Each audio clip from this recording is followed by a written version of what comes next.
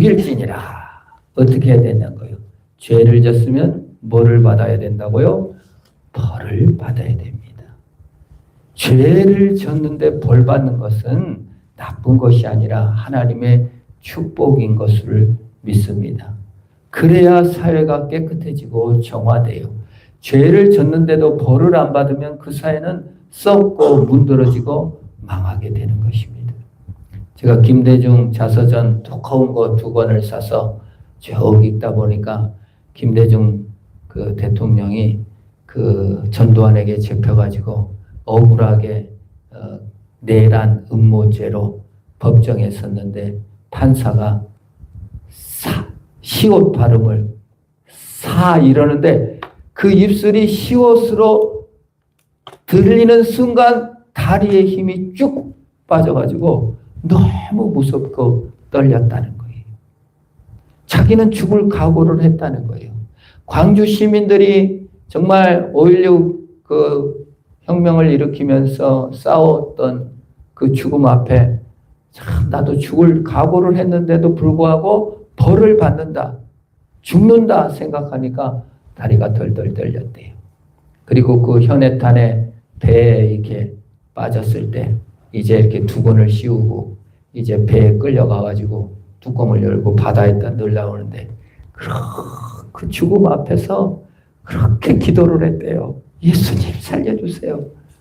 근데 불이 갑자기 번쩍번쩍하면서 자기를 살려줬는데 그게 자기는 신의 은총의 불인 줄 알았는데 나중에 보니까 헬리콥터가 미국에서 떠가지고 그러면서 자기는 예수 덕분에 살았다. 죽음의 순간, 사형의 순간, 그 순간이 가장 위기의 순간이었지만 그때 예수를 부르짖는 순간이었고 신앙으로 설 수 있었고 그 교도소 가서도 그분이 그렇게 성경을 많이 읽으시고 또 이렇게 정치 강연하는 데도 가보면 꼭 예수를 믿으라고 강연을 하시더라고요. 그래서 죽음의 순간, 벌 받는 순간, 사형을 언도받는 순간이 참 억울하고 또 속상하고 무서운 시간이지만 그 시간이 가장 절실하게 가장 본질적으로 죽음 앞에 서서 하나님을 의지하는 계기가 되었다는 것을 글로 읽으면서 참 오늘 성경 말씀에 사람을 죽인 자는 반드시 죽여라. 그 사형 제도가 나쁜 것이 아니라 꼭 필요한 것이라는 것을 깨닫습니다. 박효진 장로님이라고 교도소 그 수감 그 분이신데 그 교종 공무원이신데 그분이 이제 책을 쓰고 또 인터넷에 보면은 이렇게 간증을 많이 했어요. 지금은 사형은 몇십 년 동안 집행하지 않고 있는데 과거에 사형할 때 지존파 김현양 영광에다가 신체 공장을 만들어 놓고 그 사람을 막 잡아다 죽였잖아요. 오렌지족 저 잘난 사람들 부자들 죽이겠다고 더 못 죽여서 억울하다고 김현양이 이렇게 외치는 거 나이 드신 분들은 기억나실 거예요. 지존파. 그 사람이 예수 믿었어요. 공교롭게 사랑의 교회 이재명 집사 지금 대통령 이름하고 똑같아요. 그분이 서울에 있을 때 우리 화평교회 와서 간증하는데 그 김현양 지존파 찾아가가지고 그 영치금 아무도 가족도 안 찾아왔는데 영치금도 넣어주고 편지를 써서 보내고 자기를 만나고 예수를 믿었고 그 형장으로 끌려갈 때 그 박효신 장로님이 그걸 이제 따라가는 거예요. 정말 두려움에 떨다가 찬송을 부르면서 지존파 그 김현양이 죽은 것을 수기로 써놓은 글을 읽었습니다. 죽음이 남을 살인한 자가 죽음의 재앙을 맞아 벌을 받으면서 나를 대신해서 죽으신 예수 그리스도가 벌받아 죽으신 그 은혜를 생각하며 나 같은 죄인도 하늘나라 갑니다. 간증하는 걸 보면서 벌이 저주가 아니라 때로는 그 벌로 인하여 하나님을 발견하고 예수를 발견하고 그리스도 앞에 나아가는 근간이 되는구나. 오늘 성경 말씀에 사람을 죽인 자는 반드시 죽이라고 한 것은 축복입니다. 벌이 있어야 돼. 지금 사형제도가 없어졌고 사형을 내리지도 않아요. 7명씩 8명씩 죽었는데도 무기징역이야. 그리고 또 그냥 풀어줘. 보석해주고. 그러니 겁이 없어요. 겁이. 내란을 일으켰어도 겁이 없어. 그냥 풀려나갈 줄 알아요. 참 무서운 시대입니다. 그 검사들이 왜 벌을 안 받잖아요. 벌을 주는 사람이 돼갖고 벌을 안 받아. 그러니 무슨 짓을 해도 되고 그냥 눈에 보이는 것이 없이 되는 겁니다. 벌 받아야 돼요. 벌이 무서워서라도 우리가 죄를 짓지 않는 거예요. 사실은 그 한 단계 뛰어넘으면 벌보다 죄가 무서워서 죄 그 자체가 너무 싫어가지고 죄를 안 짓는 것이고, 한 단계 뛰어넘으면 하나님의 사랑이 너무 좋아가지고 뭐예요? 죄를 안 짓는 것이죠. 정말 그 몸이 망가진 창녀를 불러다가 결혼을 해서 창녀가 이제 신랑을 만나서 미안해요. 내 몸이 더럽혀졌어요. 괜찮아. 주님의 은혜면 좋게. 그래도 다시 사랑 때문에 다시 창녀 역할을 하지 않는다 그 말이에요. 그게 라합 얘기입니다. 라합이 여리고성의 창녀였어요. 성경에 보세요. 창녀라고 나와요. 기생이라고 번역되어 있지만.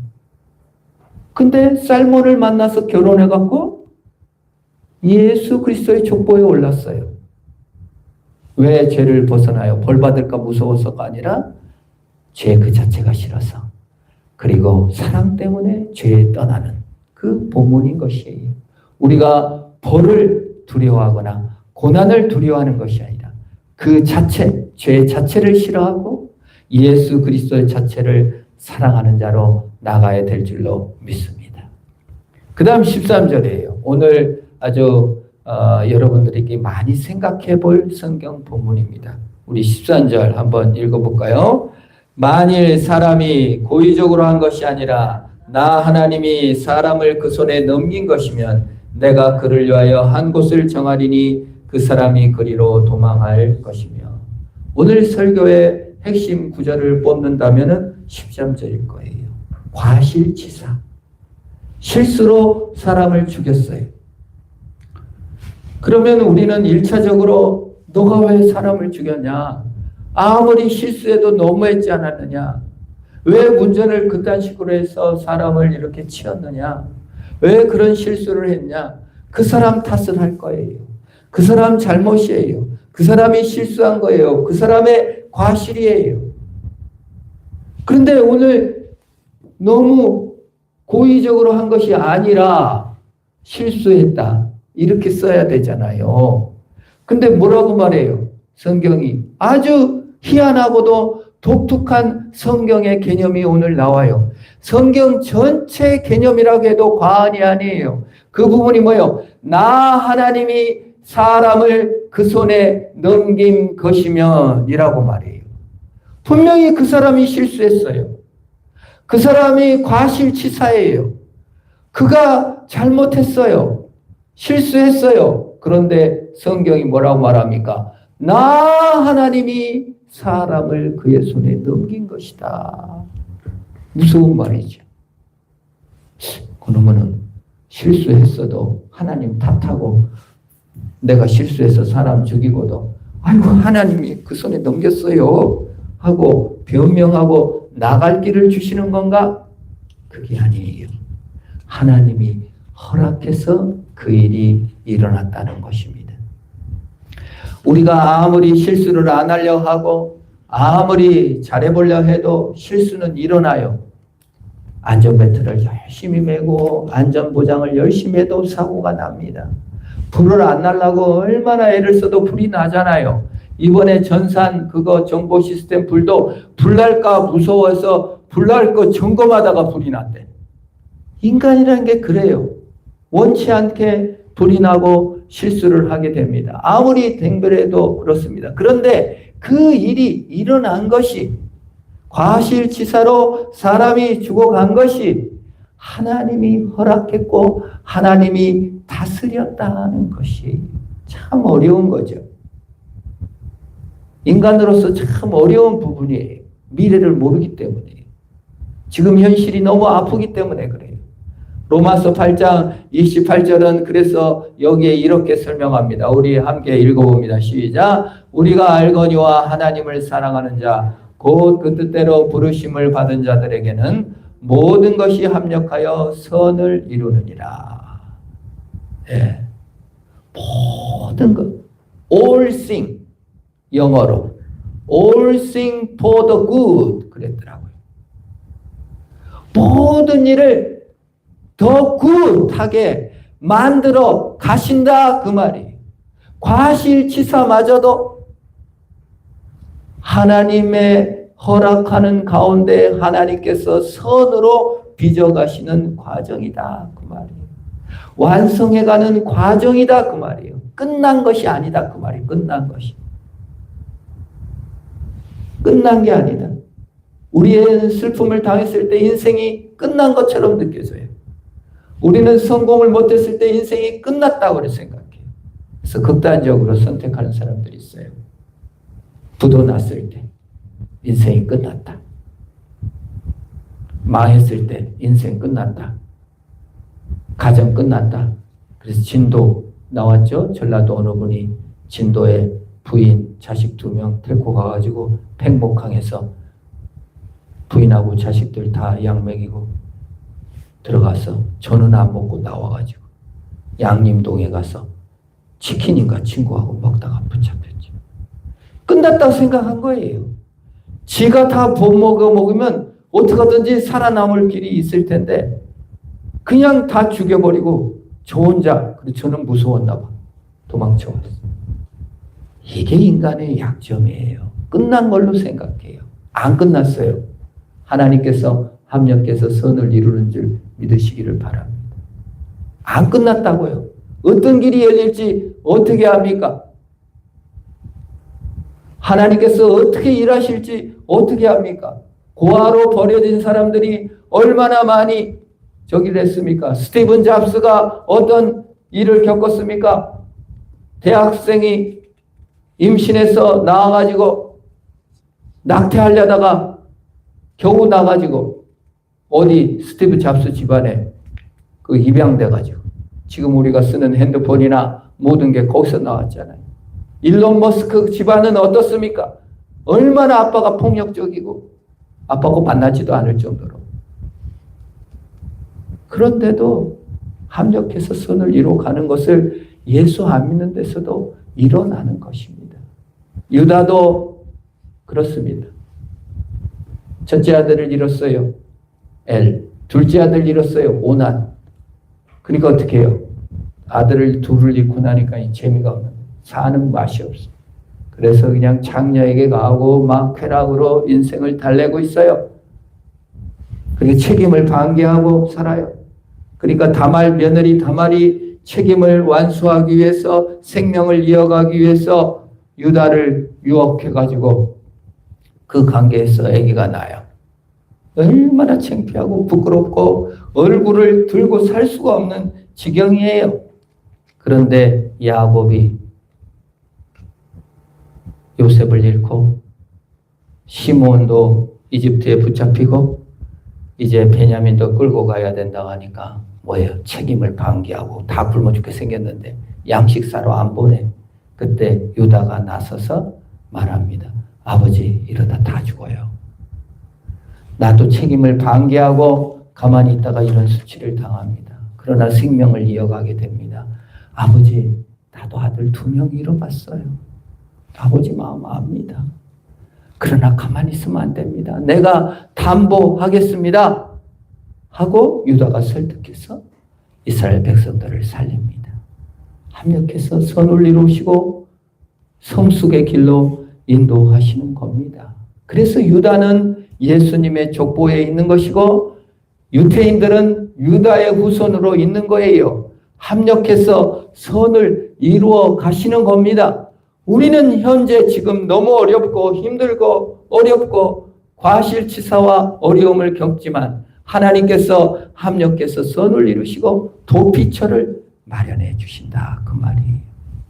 도피성으로 보내라. 과실치사는 예수 그리스도를 상징합니다.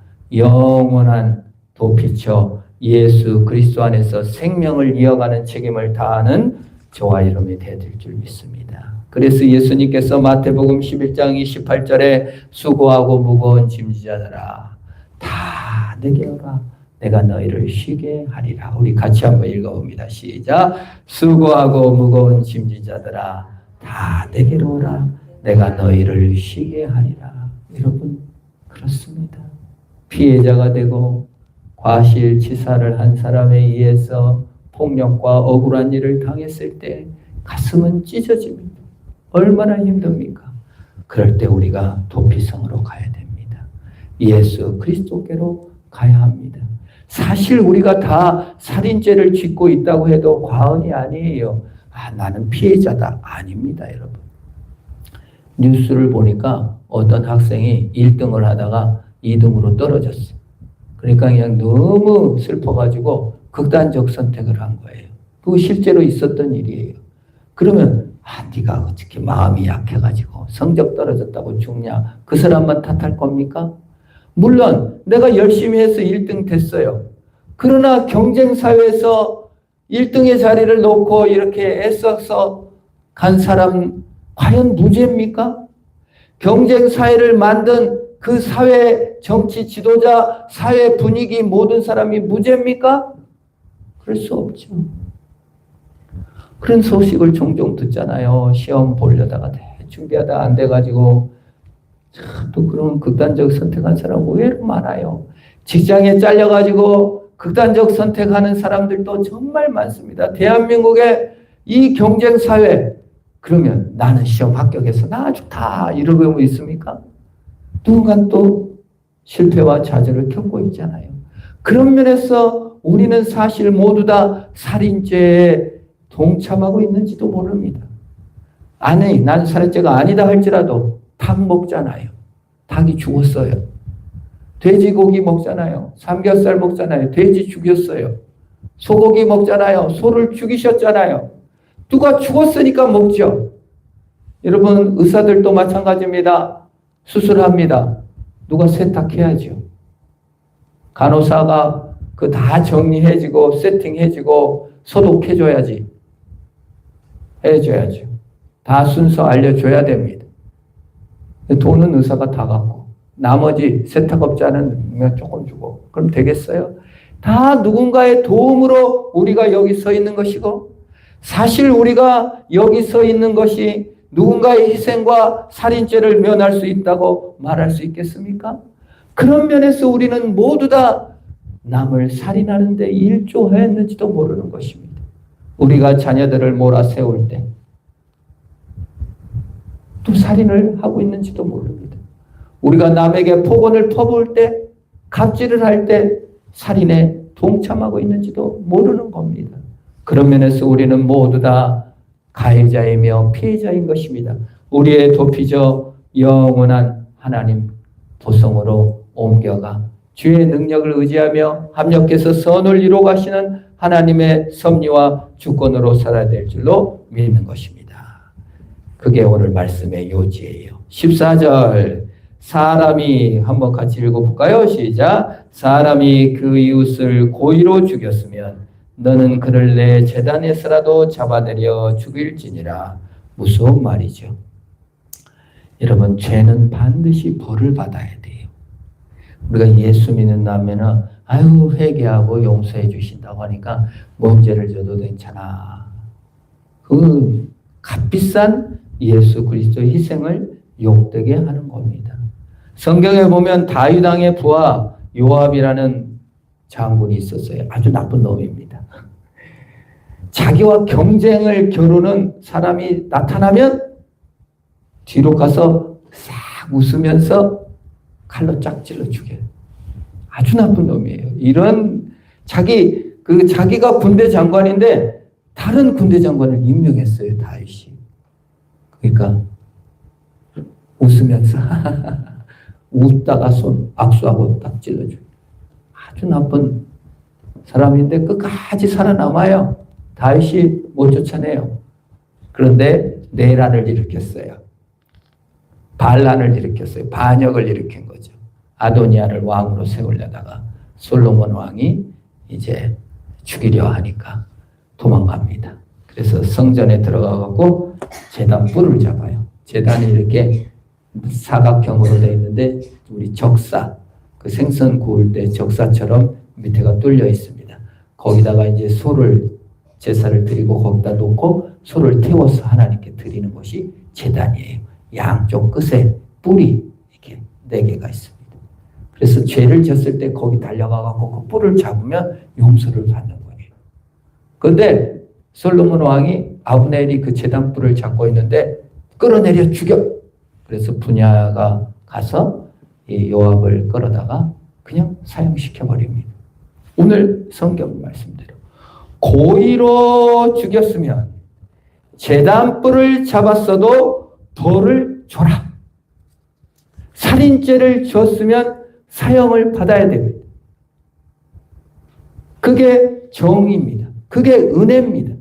정의가 실현되어야 은혜가 쏟아지는 거예요. 정의가 없으면 은혜가 없어요. 벌이 무서워서 정의를 추구하고 그 정의가 나한테 떨어져야 은혜가 은혜로 느껴지는 거예요. 그 예수 그리스도의 사랑이 왜 그렇게 위대하냐면 정의, 십자가에서 죽어준 정의, 내가 죽어야 될 그 죽음의 정의를 실현했기 때문에 값비싼 것이고 은혜로운 것입니다. 그래서 고의로 죄를 진 자는 끌어다가 죽이라 그 말이에요.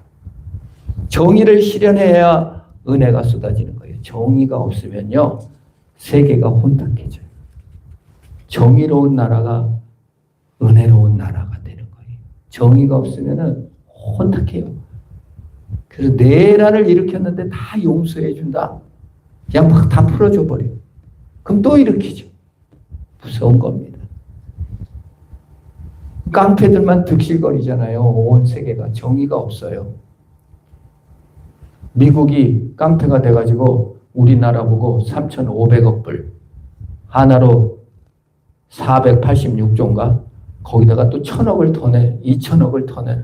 느닷없이 우리나라에게 500억 조를 내놓으라고 하면은 내놓겠어요? 아무리 힘 좋다고. 제가 어디 우리 성도님께 갑자기 1억 내놔 이러면은 제가 미친놈이죠 완전히. 미국 완전 미쳤어요. 전 세계를 대상으로 막 돈을 내놓으래. 그것도 막 성금으로 내놓으래. 그리고 팔레스타인은 어떻게 합니까?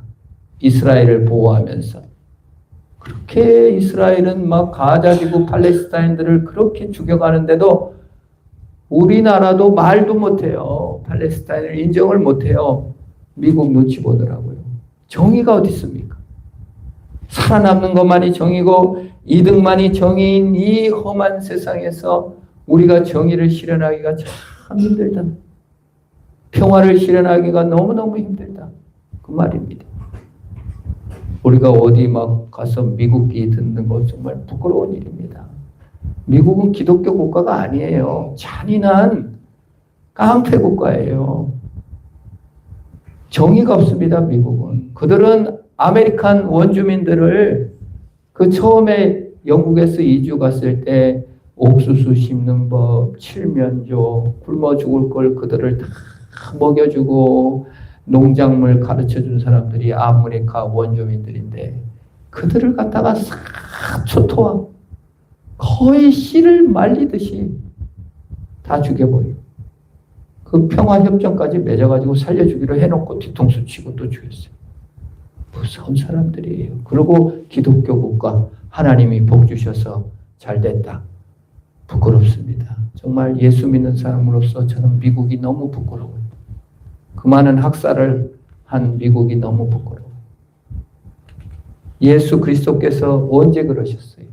빌라도의 채찍에 맞으시고 고난을 당하시고 아버지께서 허락하지 아니하시면 네가 할 수 없다 하면서 평화와 정의를 위해 희생하셨는데 왼밤을 맞으며 오른밤도 돌려대라고 하신 주님께서 하셨는데 우리 예수 믿는 나라 사람들이 그냥 이겨야 되고 그냥 성공해야 되고 아무도 내려놓을지도 모르고 희생할지도 모르고 그냥 이겨야 되고 매겨야 됩니다. 벌 받습니다. 징벌입니다. 하나님 앞에 나가야 됩니다. 죄를 미워하고 예수의 사랑을 붙들어야 될 줄로 믿는 것입니다. 벌 받아요. 미국은 벌 받을 거예요. 정말 벌 받아도 쌉니다. 하나님께서 그렇게 나라를 하시지 않아요. 그래서 지금 위기인 것 같아. 제가 볼 때는. 저렇게 깡패짓 하다가 어디서 어떻게 터질지 불안해요. 하나님이 선으로 인도하실 줄 믿습니다. 미국에 우리 한국 사람들도 많이 살지만 우리 그 신앙의 눈으로 사람을 예수 믿으니까 훌륭한 사람, 예수 안 믿는 사람은 죽어도 되는 사람 이렇게 생각하면 안 돼요. 오늘 성경은 죄에 대해서 엄격하게 변합니다. 15절부터 17절은 부모님에 대해서 말합니다. 자기 어머니나 아버지나 어머니를 치는 자는 반드시 죽일지니라. 16절 사람을 납치한 자도 죽일지니라. 17절 저주한 자도 반드시 죽일지니라. 이게 정말 무서운 계명이에요. 여러분 심중에 부모님 한번 욕 안 해보고 산 사람 있어요? 시어머니 한번 욕 안 한 사람 있습니까? 아이고 이제 시집에 와가지고 근데 그거 하지 말라는 거예요. 무슨 말입니까? 권위를 인정하라는 겁니다. 인간의 가장 어려운 것이 권위를 인정하는 거예요. 왜냐하면 아담과 하와가 선악을 알게 하는 나무 열매를 따먹고 하나님의 권위를 짓밟았어요. 그리고 이제 벌을 받아요. 그러니까 벌 받을까 무서워서 벌 주는 사람을 인정합니다. 우리가 대기업에 취직하면요, 사장님, 부장님, 과장님 말은 얼마나 잘 듣는지 몰라요. 교회는 그냥 몇십 년 안 다녀도 정말 제가 서울에 살 때 서울에 20년 살았는데 새벽 예배 평생 안 나오는 사람이 제가 새벽 예배 나오는데 어느 청년이 주일도 잘 안 나오는데 일찍 말끔하게 차려입고 어디를 가고 있어요. 그래서 어디 가냐 하는데 출근합니다. 이렇게 일찍 출근하냐. 네, 일찍 출근합니다. 여러분 우리의 충성도가요. 회사에 충성하는 충성도는 이거예요.